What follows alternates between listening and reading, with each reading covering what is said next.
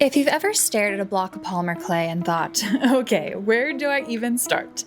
You are not alone. I'm so glad you're here because you've just so happened to click on the right video. I'm a full-time polymer clay artist, which is still absolutely surreal to me every day of my life. As you can imagine, I get asked lots of questions about sculpting with polymer clay, so today I'm inviting you into my tiny home studio to share the clay tools I love, tips for sculpting and baking your pieces, answer your most commonly asked questions, and give some advice for getting the creativity flowing. So welcome to my little studio. Hi, my name's Emma and I run my small business, Time Bloom Studio, out of this little section of my apartment. So I've been meaning to make this video for months now. I first thought about doing this video back in the fall. So to make sure that I don't get lost in the teeny tiny details as I tend to do, and to make sure this video is the most helpful for you, we're actually gonna do this Q&A style. In this video, we're gonna cover a variety of polymer clay topics, and my hope is that if you've never touched polymer clay before, or if it's something you already do as a hobby, you already love doing it, that this video will be helpful for all of you. We'll go into some of the basics, but also give some more tips and tricks if you've already kind of know your way around polymer clay a little bit. So to create some structure for this video, I'm breaking it down into 5 main sections. 1, supplies and tools. 2, sculpting tips and tricks. 3, baking supplies and tips, kind of how do you bake your pieces. 4, what do you do after your pieces are baked? So essentially these first 4 sections are just gonna kind of go in chronological order from starting to ending your piece, I guess. And then lastly, of course, the whole point of using polymer clay is to be creative and to make things. So I'm gonna share a little bit about how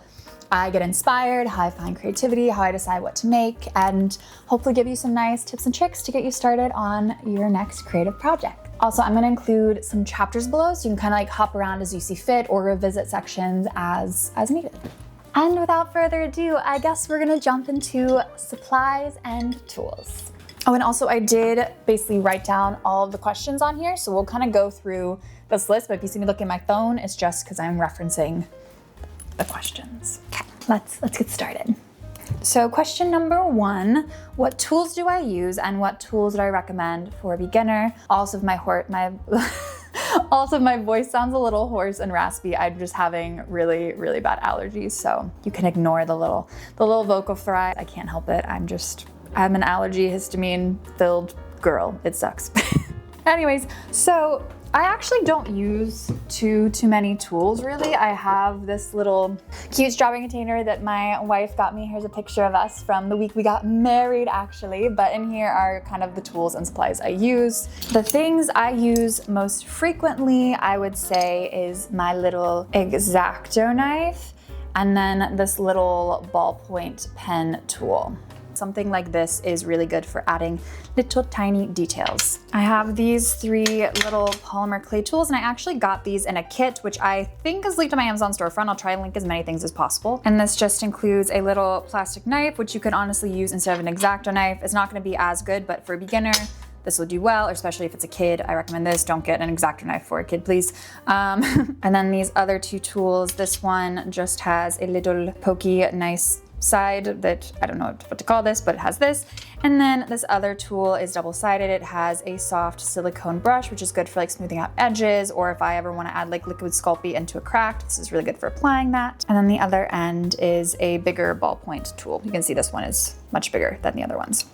Then I do have these 2 little, they're the same, I just have a couple of them. This is a newer, cleaner one. A couple of little dog toothbrushes, actually, and this is what I use to add texture onto some bakery themed item, cookie, something else, any kind of little toothbrush I've found works really well. I think they have technically, you can get texturing tools for polymer clay. I have a little dog, so I just grabbed some extra clean, don't worry, these are clean, toothbrushes out of her set of, I think they're technically actually cat toothbrushes. Again, you don't need this if you're a beginner, just if you want to add a little more pizzazz into your pieces. And then next up, you'll need some kind of surface to sculpt on. I use this glass cutting board. It's literally a glass cutting board I got off of Amazon. I think this is also linked as well, but you don't need anything this fancy if you're just doing it as a hobby. If you're trying out for the first few times, just get a piece of paper and honestly just sculpt on top of that. You can also get, and this is honestly what I did for a long time, this is many years old, a cutting board. It's dirty because like I said, I've used it so much. So in summary, if you're just getting started out, just get some kind of material to sculpt on. This or just some printer paper can work. And then these are my most used tools, cutting tool, and then a tool mold that you can use to like pick up and move small pieces, because otherwise it's easy to kind of just like squish them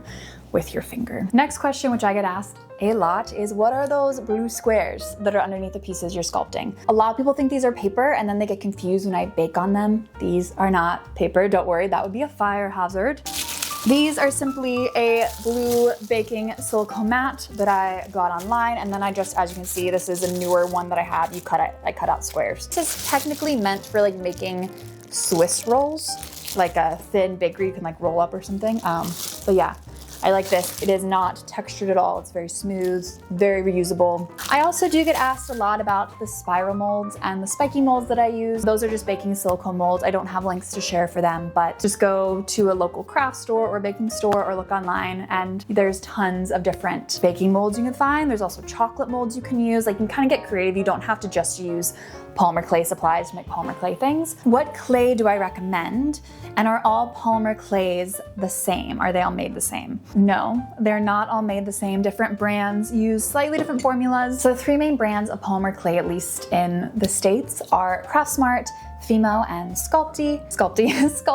So what I personally love and what I use for all of my different pieces is Sculpey Primo. This is what their new packaging looks like, and then this is their old packaging. But these are the same thing. So Sculpey makes two different kinds of polymer clay. They have their Primo polymer clays and then their Sculpey 3. And Sculpey 3 is a much softer clay, which also means it's more fragile. That one I find to be more similar to Craftsmart, personally, when I've used it. The one downside to this clay is that it is a harder clay, so you're gonna have to work with it more to condition it. But that extra work in the beginning does create really nice results. So if you find your clay is not working in the way you'd like, I recommend trying out this brand. I love it. Where do I get all of my polymer clay colors? So as you can see down here, I just have a lot of colors. Sculpey makes a lot of different colors, which is lovely. But also I do mix a fair amount of my clays to make my own custom colors, which you can easily do. You just take whatever clays of polymer clay you have, mix them up together, condition them. It does take a bit, which you can use a pasta machine for to make it much quicker, which we can talk about in a little bit. And then also, where do I buy my supplies? I will go to either local craft stores whenever possible. Some supplies I do get on Amazon because that's just where I've been able to get it. But you can find clay at a bunch of different places. Michael often has a lot of really good coupons and discounts, so I'll sometimes go there or order online. But of course, if you have like a local art store, always try to support them first, support our local businesses. My sculpting tips and tricks. The most commonly asked question that I probably get all of the time is, how do you keep your clay clean of dust and lint and fingerprints? First off, make sure your sculpting place, wherever you're doing your crafts, is staying clean. I tend to wipe my surface down with some isopropyl, did I pronounce that right? Some rubbing alcohol. I have 70%, sometimes I'll use 90%. I think it's the other one. It doesn't matter a whole lot. Either works, but just make sure you have this specific, the isopropyl rubbing alcohol. You don't want whatever the other kind of rubbing alcohol is. You want this specific kind. And then some paper towels, which I have down here. Just clean up your whole area. And when you're cleaning your area too, make sure you're like cleaning, other surfaces up here or around, and just make sure, keep everything clean. Also consider what clothes you're wearing. I often will opt for clothes that don't hold as much lint. The other thing that I will do is I always have a piece of clay, I need to get some more, that I will call my cleaning clay. And here you can see it's quite dirty. This is a piece of, I actually get the Sculpey 3 translucent, and something that's a bit of a softer clay, and I will just like rub this throughout my fingers before I start claying. I'll also like literally rub this across my workspace just to pick up extra dust after cleaning it down, and basically just use this to collect the extra pieces of dust that you can't always get just with like a paper towel and cleaning. But then also, inevitably, no matter how much you do, you will always get at least some dust on your piece. It's just how it works. We can't avoid it entirely. So for that, what I recommend doing is just getting some kind of small container. You can put some rubbing alcohol in. I have a little bit in here. I need to fill it up. And then get some Q-tips, and then you can essentially just dip the Q-tip in some rubbing alcohol and then just use that to kind of just gently wipe away dust. And then the other thing you also can do is, if you happen to take a piece out of the oven after it's already baked and you notice there's some dust on it or some lint, you can use some really fine grit sandpaper, like 1200 or 1500, and just very gently sand off the extra little bits of dust off your piece as well. But also, if you're just doing this as a hobby, like, I wouldn't worry too much, if pieces have a little bit of dust on them, or if they get, have those small imperfections, because it's a handmade thing. It's just what happens. Like, embrace the imperfections. Don't let it get to you too much. So I hope that helped, but also just know if you're struggling with dust, you're not alone. We all struggle with dust. I struggle with dust. It's just something you kind of have to clean and keep up with throughout the whole process. How do you get your clay pieces so smooth? And or how do you condition clay? So I put these two together because the secret to getting really nice, smooth clay is making sure it is properly, thoroughly conditioned before you actually start sculpting. So what does it mean to condition clay? This is maybe something you don't know. So you can use your hand to condition clay, and you can also use a pasta machine, like a clay roller. It's easiest if I just show you. I'm gonna show you how to do it with your hands first, because you definitely don't need a pasta machine to do polymer clay. One of the things I love about polymer clay is that you really don't need many tools to get started, so it's pretty accessible and easy to. And then as you go your practice, or as you're doing more, if you want to kind of make your process more efficient, then you can buy things like a pasta roller, or if you're making a lot, you can buy like a little oven, which we'll talk about this a little later on in the video. So before I start sculpting, I'm going to use my little cleaning clay and just kind of rub it between my hands a little bit. So you want to take your clay, and then I tend to just squish it down a little bit to make sure it's kind of all one piece. And then I will roll it between my hands like this, kind of like you're making a little snake. And then I'll fold it over again. And then that's my easiest way, is just kind of like rolling it around in your hands, using the heat from your hands to soften the clay.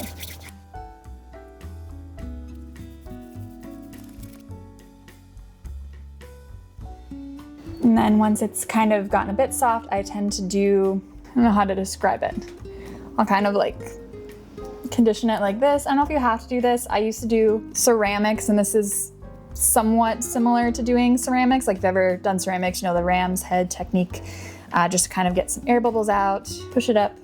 This is just something I do. I don't know if this is something other polymer clay artists do. And then just keeping it soft.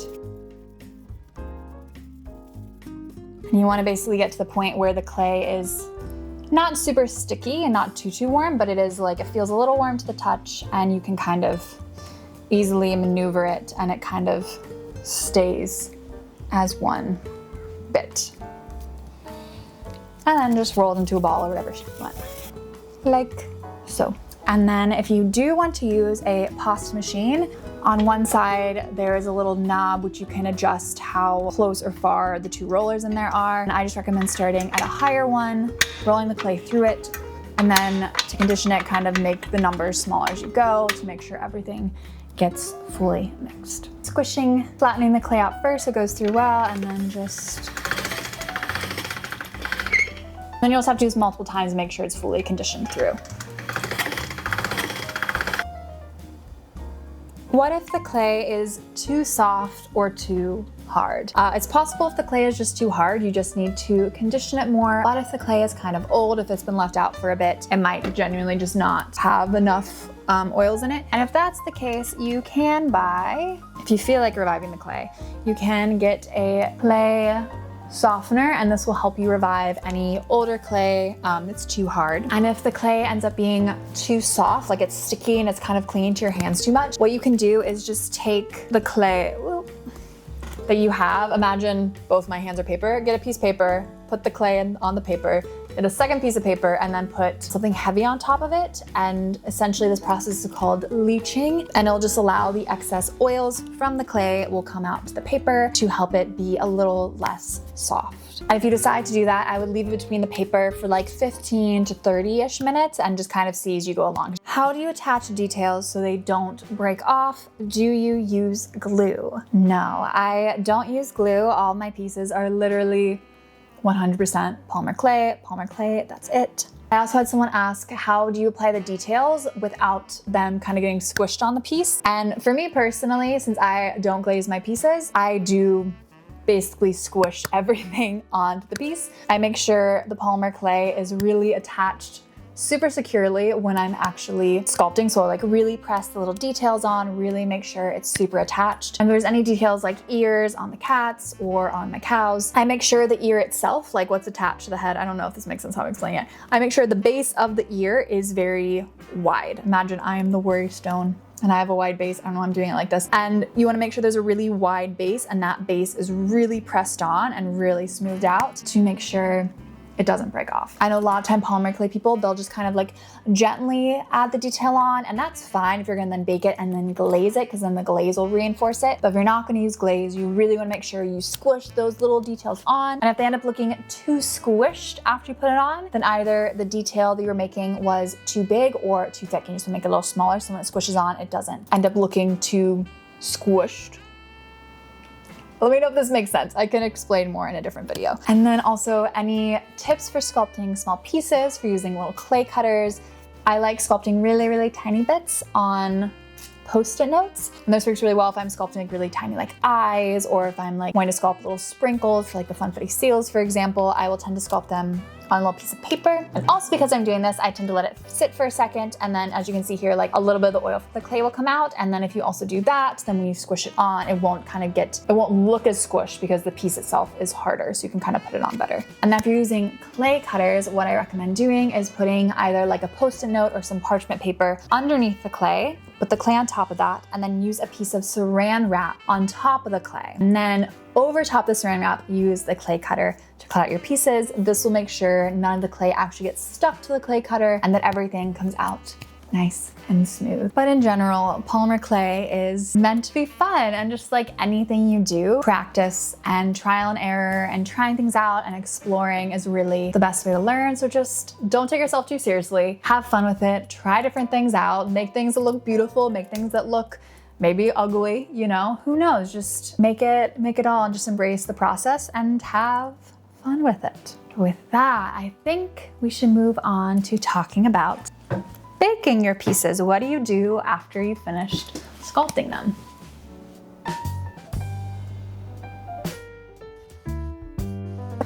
Is there a certain type of oven you need to bake polymer clay? What oven do you have?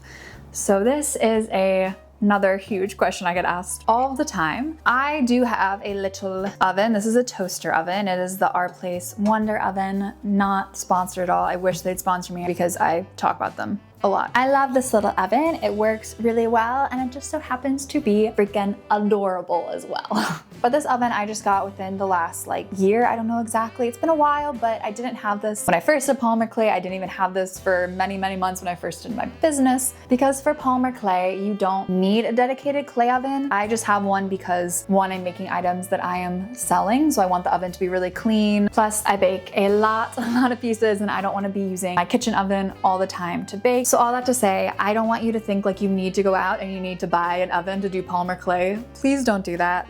Don't have that barrier to entry for yourself. Just use whatever kitchen oven you have. It'll work fine. My only recommendation is that you do have a pan that is used for the sole purpose of clay itself. You dedicated pan that you just bake polymer clay pieces on, you don't bake any food on. And the other thing is all ovens tend to be either a little too hot or a little too cool. In my experience, none of them tend to be exactly right. And it can also fluctuate with the season and your external temperature. So I also do recommend just investing in a little tiny oven thermometer if you don't have one already. This is the one I have. I think it was like $7 or $8, maybe it was $10. It's pretty cheap. And just pop into your oven, let it run for a bit, watch how it changes, and use that as your gauge to what you actually need the temperature on. I actually, especially in the summer and the spring when it's a bit hotter, I actually set my oven to 250 compared to what technically the packaging on polymer clay says you should bake at 275, but my oven runs a bit hot, so when I put this at 250, the internal temperature ends up actually being around 275. If you're worried about burning your clay or having it not be fully baked, I recommend just investing in a tiny little kitchen thermometer. It's possible you already have one of these lying around your house anyways. Can I bake my pieces directly on the pan, or do I need to put something in between the pan and my clay? There's no wrong answers here. You can put your polymer clay, I'm gonna use technically an already baked piece, but just for an example. You can just put a piece directly on the pan. That's totally fine. It will stick just a little bit, so you'll kind of have to like push it to the side to kind of like pop it off the pan afterward. For me, I tend to bake mine as you've seen, like on just the blue squares on my silicone baking mat. But you also don't even need to invest in a silicone baking mat. You can also just get some parchment paper and put the parchment paper on top of your pan, and that'll just prevent the pieces from sticking. And your little piece, little capybara I did a couple drops ago. Also, by the way, I think I'm gonna bring the Sunflower Highland cow back for this next month because I missed this one. I want to sculpt more. So maybe in the next video we do together, we can do a little coffee and clay and we can sculpt some little tiny cows together. Okay, next question. How do you make sure pieces don't burn? How long do you bake your pieces for? Personally, my routine for baking is I actually put the pieces in with the oven off, so that way there's no drastic temperature shift when I put the pieces in. I tend to do about 45 minutes, and that includes about 5 minutes of preheating time and then 40 minutes of proper bake time for my pieces. There's always instruction on whatever kind of polymer clay you get. Let's see, technically on the packaging it says bake at 275, 30 minutes for 1/4 inch of thickness. So I recommend just, following that. My only thing with the temperature is make sure your oven's actually at 275 real temp, not just what it says on it. And do that. If you happen to get Female or Craftsmart, I believe they bake at slightly different temperatures. So just make sure you follow the instructions on the clay itself. And as long as the temperature of your oven doesn't get above whatever the temperature says on here, your pieces won't burn. And the last question here is, some of my pieces get tiny cracks in them while I'm baking. How do I stop the cracks from happening? So this happens to the best of us. It happens to me, especially if you're making a lot, it's kind of unavoidable. And normally what happens if there's a crack in it after baking is that there was an air bubble in your clay that you just couldn't see from the outside before you baked it, and then when you baked it, that little air bubble expanded and it caused a crack in the clay. You can use some liquid Sculpting and just use that. It's kind of, it seems like glue-ish, but it only solidifies when you actually bake it. It's a liquid form of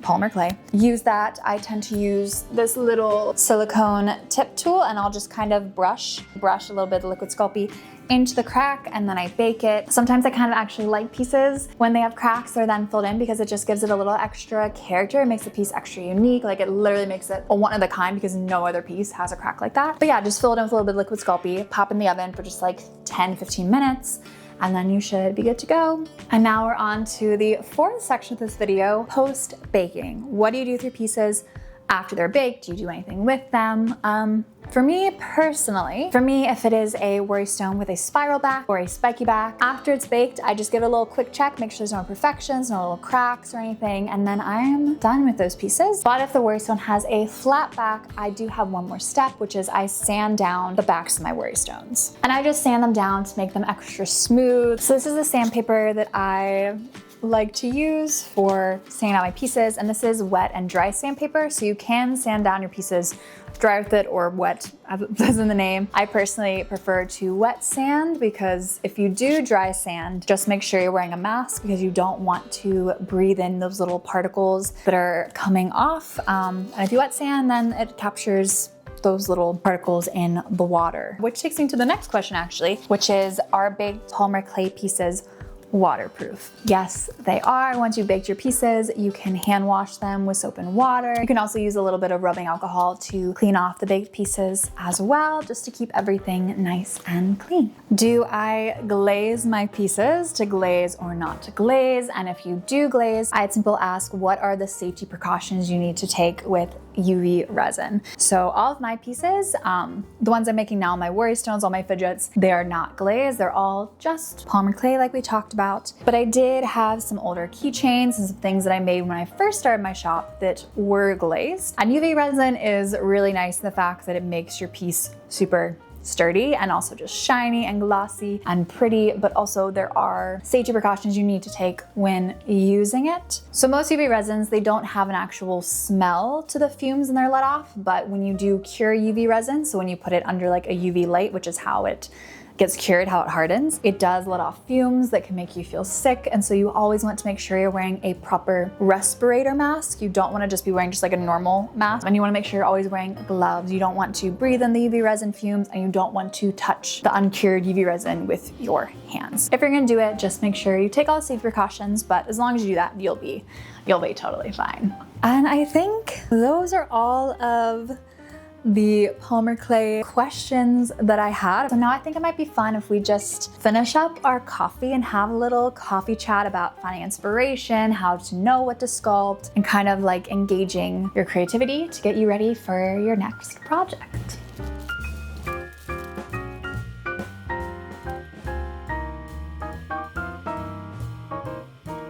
So the biggest thing that stops people from starting something is just actually starting it, like knowing what's that first step, what are you gonna do? So say you've already got your supplies and you're sitting down to sculpt and you're like, what do I even sculpt? How do you start kind of engaging with your creativity a bit more and finding that inspiration to kind of get your wheels turning a little bit? Because I do truly believe that every single human is creative, and creativity can look like so many different things. Yes, creativity can be actually like making art and doing crafts, but also being a scientist or being a chef, like all of it, home decorator, like all of it is creative, just in different ways. And I'm also a firm believer that creativity is kind of like a muscle. Like the more you use it and the more you engage with it, just the stronger and more natural it's become. And I've actually had a lot of thoughts about this lately. I've been thinking about it a lot and writing and journaling, and I think I might actually make a whole